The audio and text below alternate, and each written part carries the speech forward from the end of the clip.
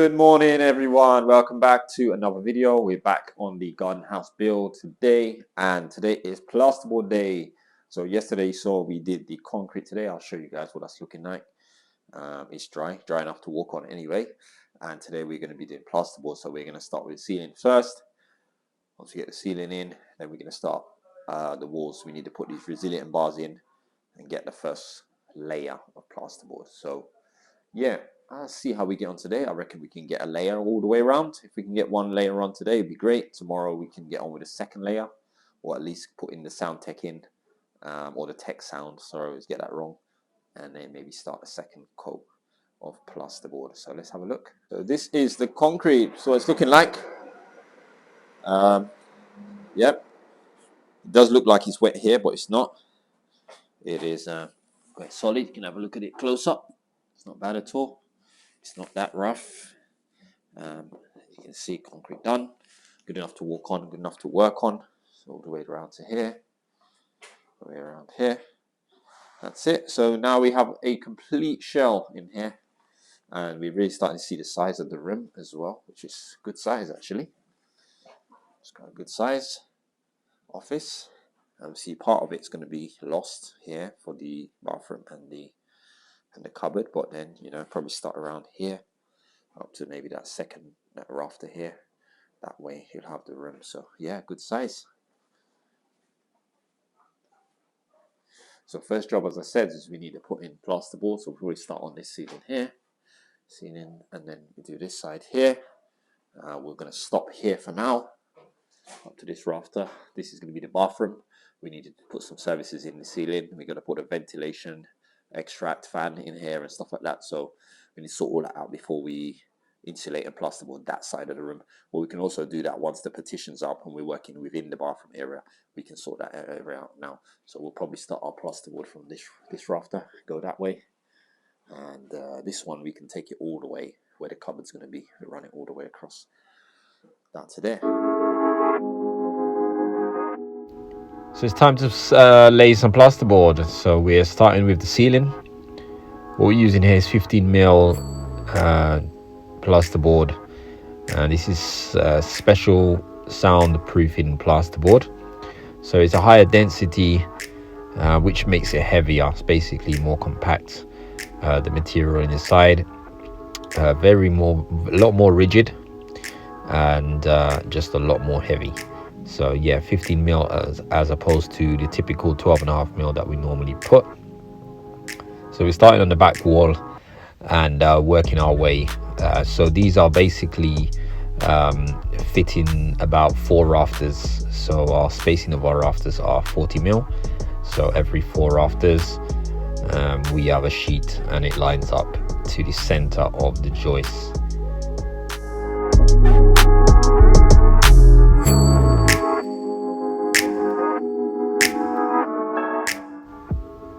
So we're just poking a little hole in where the light's going to be, and then we'll cut the hole for the lights at a later date. Once we know exactly what fitting we're using and we know exactly what size holes to cut, then we can cut the holes, and then we'll pull the cables through. So we just poke the cable back up into the ceiling, and we just mark a hole where the cable is.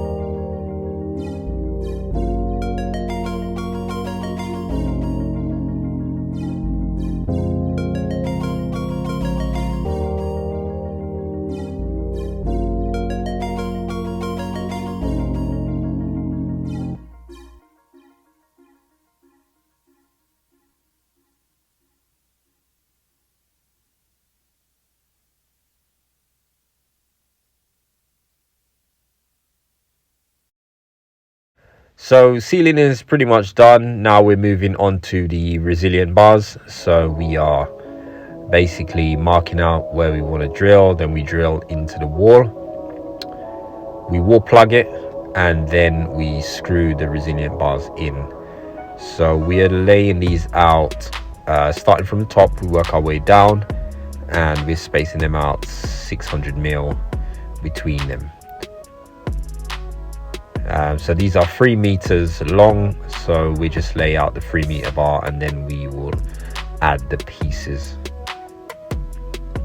So we had to do a few little notching out just where the wall straps are, so we could get it to sit flat on the wall there. Just notched it out with the cutting disc, the metal cutting disc on the grinder, and then we screwed those bits in.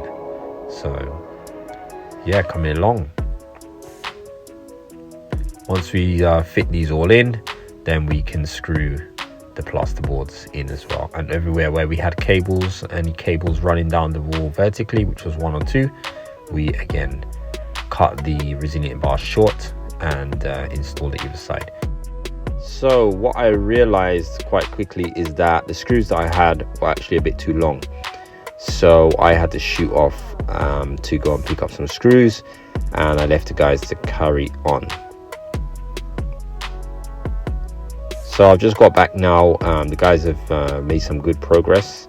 They have done the left hand side and the right hand side, and we just continue to install the wall sections.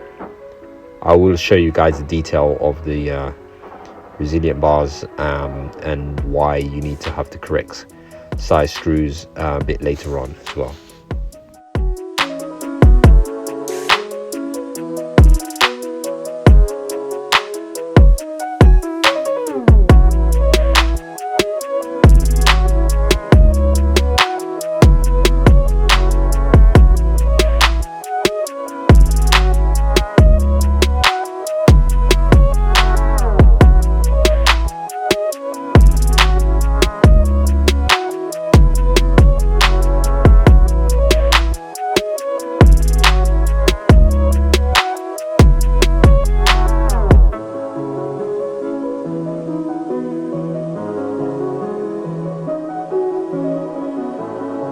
It's the end of the day and we are done for today. So the guys have just left and I'm just wrapping up. So yeah, productive day today.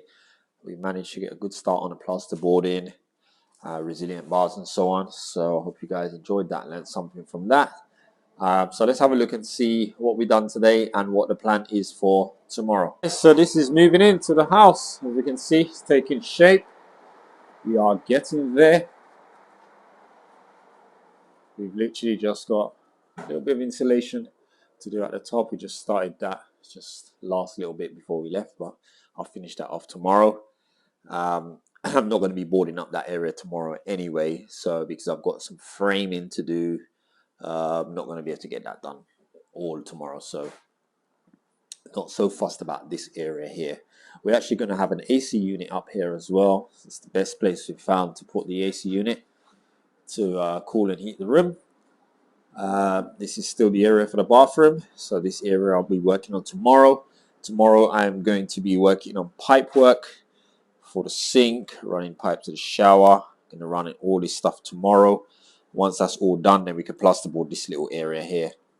So I just wanted to show you guys a little bit of the detail of the resilient bar. So here you can see the top part gets screwed on this thin sort of metal area here.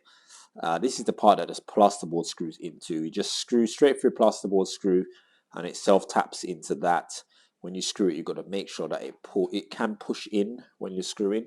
You've got to make sure that it pulls itself out. So if you look here closer, you can see that it's flat with the plasterboard like that. Now if you look underneath, you can see here that this part is a little bit shorter, this part here. So it doesn't actually touch the wall. So there's this little, oops, zoom out a bit, this little gap here that doesn't touch the wall. So the only part that's actually connected to the wall is just this top area here. And that minimizes how much of the plasterboard is touching the actual wall. The main thing that's important is that screw, once you put the screw through, and it pierces through, there's this hollow section behind here that the screw does not touch the wall. So these are 25mm screws. This is a 15mm plasterboard.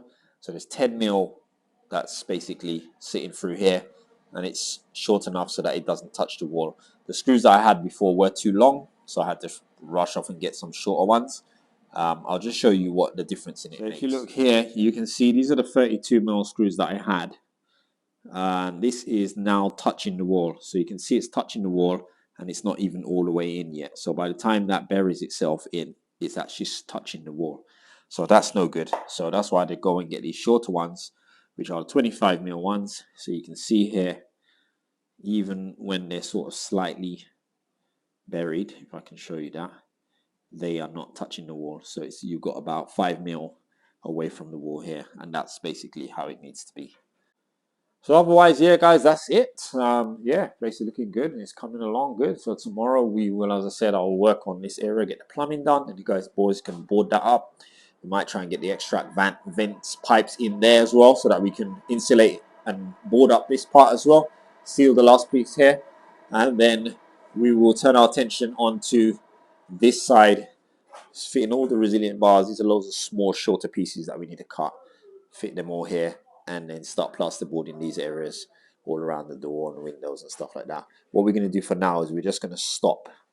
We're just going to stop with the plasterboard at the moment here, because we haven't sorted out the doors yet. So once the doors are in, then we will do this like reveal of plasterboard here, and more than likely we'll just dot and dab that section here, this small little piece. Doesn't make sense bringing this out. It's going to come out too far for the door frame, so we'll just dot and dab that little bit here, and all the rest on the sides will have the resilient bars. As usual, guys, thanks for watching. Hope you guys enjoyed this video. If you enjoyed it, please support us with a like, comment, subscribe. You can join and become a member as well if you want to support the channel financially, and we'll see you guys on the next one. So take care.